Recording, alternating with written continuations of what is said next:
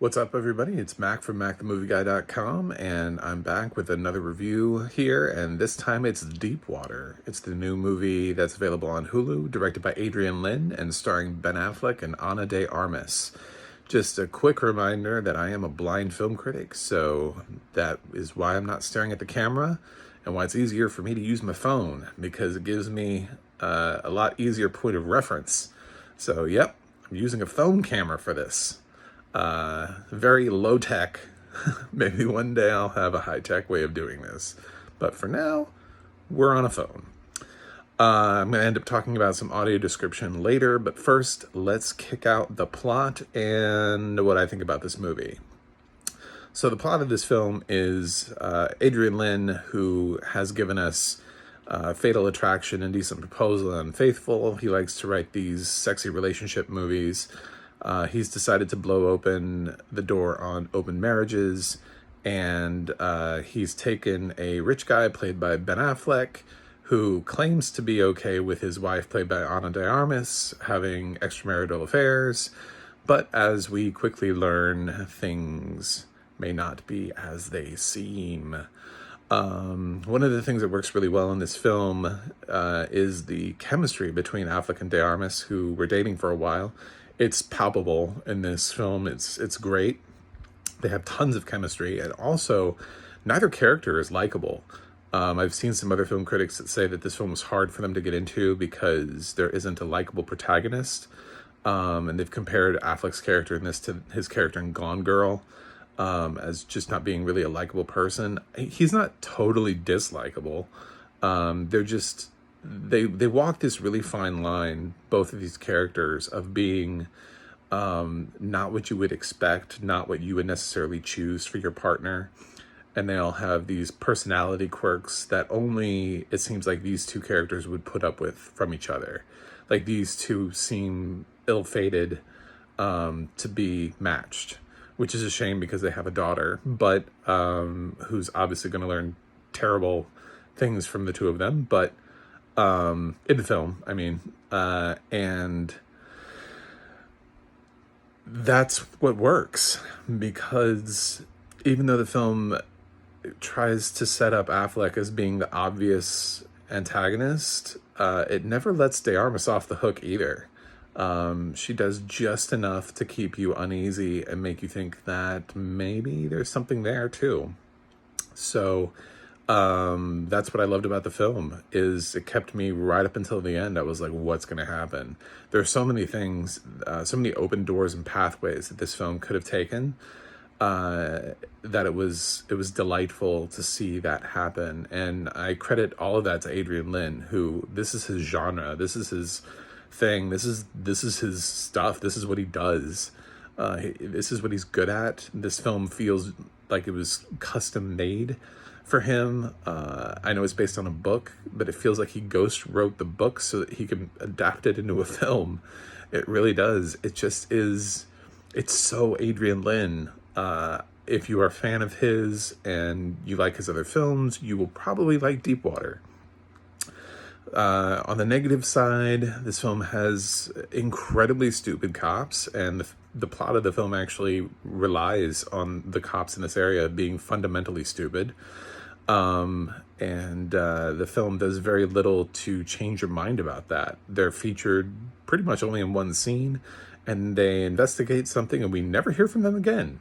And it is kind of ridiculous, but they are terrible at their jobs. The most inept police officers in film history, perhaps. I don't know. Police Academy probably could solve this crime faster than these local cops.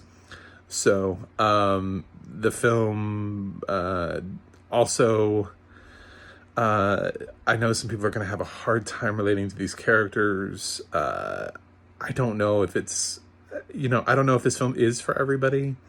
It may be off-putting to you. The film is highly sexual in nature. Is lots of sex and sex talk and sexual encounters within the film. So I don't know.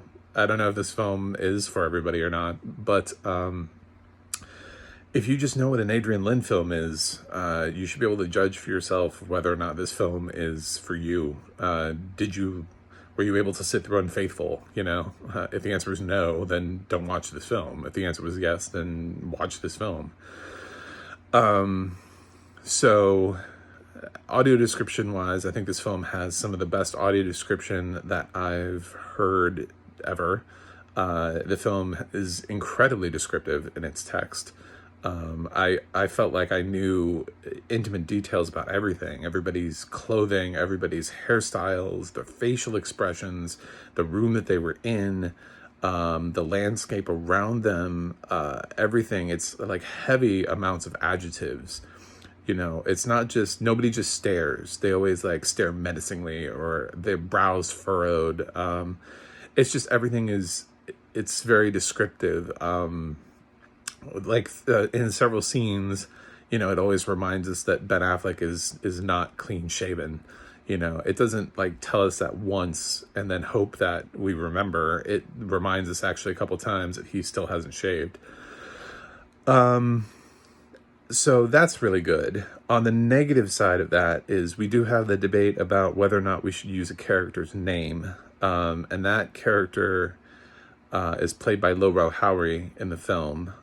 He is never given a name. Throughout the entire duration of the film, he is never referred to anything more than Vic's friend or a variation of that, which when I went to IMDb, since the credits are not audio described, I went to IMDb and he has a character name. So he's featured prominently enough in enough scenes and has dialogue that he should have been more than just Vic's friend. Plus, he's a well-known actor. So I think people would have looked to line him up to a character name. So I was a little disappointed that didn't happen. I know there's this raging debate about not using a character name unless it's mentioned, but you can't go the whole film. You just can't. Like if the character's too big and it's just assumed that he has a name, if it's listed in the credits, just go ahead and use the name. Unless he's credited in the credits as Vic's friend, which I don't think he is, because on IMDb, he's not credited as Vic's friend. So we got to start making choices, guys. The other thing is there was a missed opportunity in the audio description and the otherwise perfect audio description. There's a scene where Ana de Armas, I guess, entered a room naked. I don't know if it was fully naked or if she was just like in her underwear. But the only reason we know that is because Ben Affleck says it in his dialogue. And he mentions it because she does so while the daughter's around and the babysitter for the daughter is still present. So it's a little bit of a conflict thing. So the question is, how naked is she?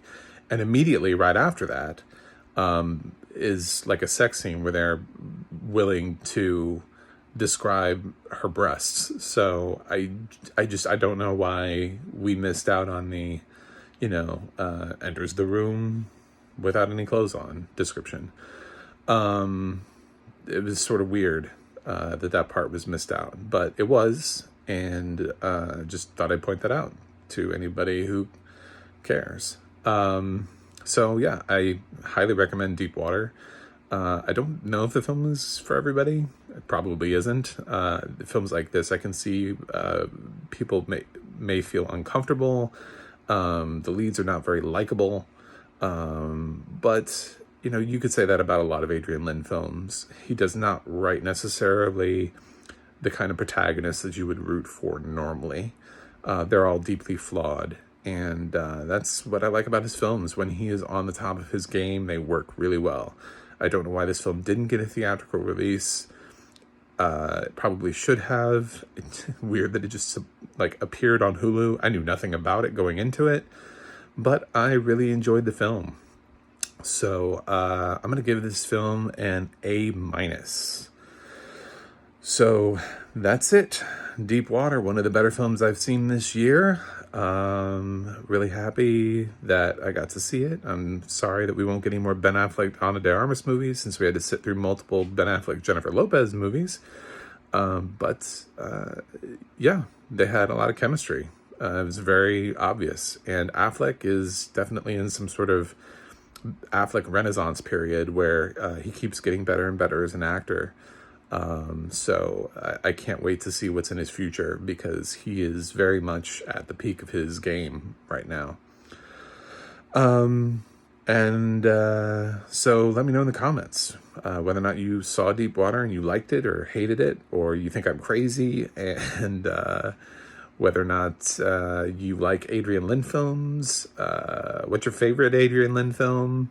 What's your favorite Adrian Lin film? They didn't even have a ghost face for Adrian Lin films. Yeah, don't forget to like, share, subscribe, and you can head over to macthemovieguy.com for more reviews. That's it, and I will catch you with the next review, which I don't know what it'll be, but I hope it'll be interesting and possibly even better than Deepwater. Stop recording video.